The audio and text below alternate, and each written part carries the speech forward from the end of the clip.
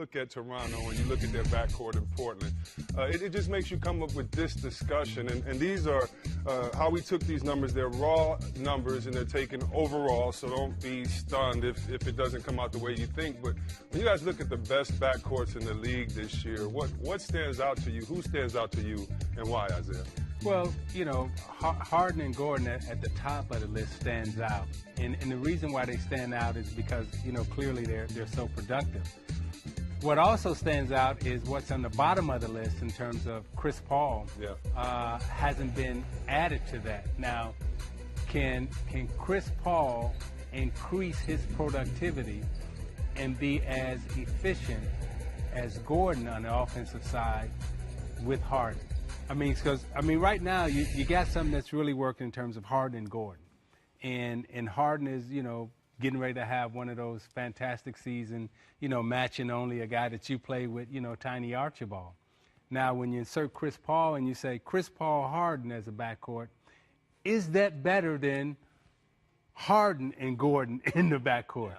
So I mean, you know, a lot of things have to play out, but the good thing that's happening is they're winning while they're figuring it out. Right. But I just don't know where is Paul really going to be as effective and efficient and as good as he possibly can be alongside Harden. It sounds like he's rooting for the three-guard play like him, Joe, and a microwave. I ain't going to say nothing on that, you know, Kevin. Well, we should have a graph with the three guards up there. Exactly, I was just going to say, if they had three guards, Houston by far is going to lead that. Yeah. I look at that list and I see who's playing the best. Harden and Kyrie Irving. I think of all those players are playing the best basketball of any of those. Now, they're all good groups, but Kyrie and James are playing at a different level right now. Harden's patience and the ability to go where he wants with the ball, and then just Irving's overall just confidence. I mean, you know, everybody knows he can go wherever he wants, but his ability just to take over games is amazing. So those two guys are playing the best. Brown and Irving in Boston, and then Harden, Gordon, and with Chris Paul in Houston. So I always look at individually who's playing great, because at the end of the day, this is a team game, but your top players have got to make big plays at the end of games if you want to win. You know, I said this before the season started when they was asking us about predictions, and, you know, he predicted that, you know, Kyrie would be the MVP. Yeah. And I predicted that Jaylen Brown would be an all-star this year. Yeah. I mean, because you got Paul George, who's gone. You got Carmelo Anthony, who's out of the East right now.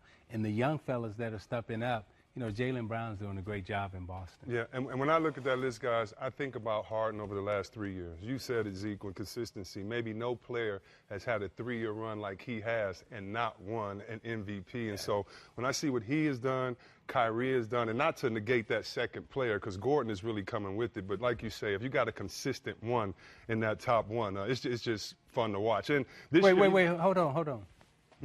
LeBron? Oh, yeah, my fault, Chris. Wait, what, we talking about positions now? Yeah, LeBron.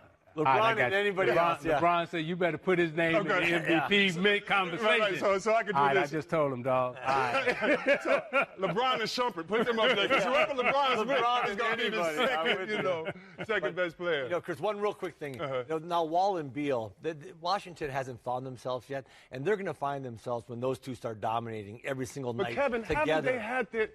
I mean, I'm a Wall fan, and last year Wall showed me that with the year Kyrie having this year, but he is, if not the best, second best point guard in this Eastern Conference and up there. And I love his game. He's a one-man play with his speed.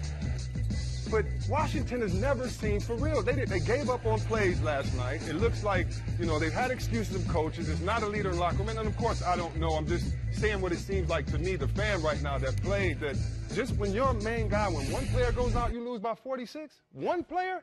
Like, I just don't know what to feel about this team, because I root for them, and then it's almost like they let you down. That's why I said those two guys have got to come together and get that team to follow them to greatness, because your top players, they set the stage for everything on your team. And those two guys have got to set the bar higher. They've got to do something different there. That's what I was saying. They put up numbers, but they have got to get that team playing at a much higher level. I agree. Earlier, you know, Greg and Steve were talking about it. I'm not sure they're going to get home court in the playoffs if they make the playoffs. I mean, it's tough, which is crazy. But those two guys have got to make everybody play better, everybody play harder. And I agree, Chris. They had guys quitting on plays, which is really weird to watch a team where guys are quitting on plays in the middle of the second quarter. Yeah. I mean, those guys cannot have that. They're both too good for that.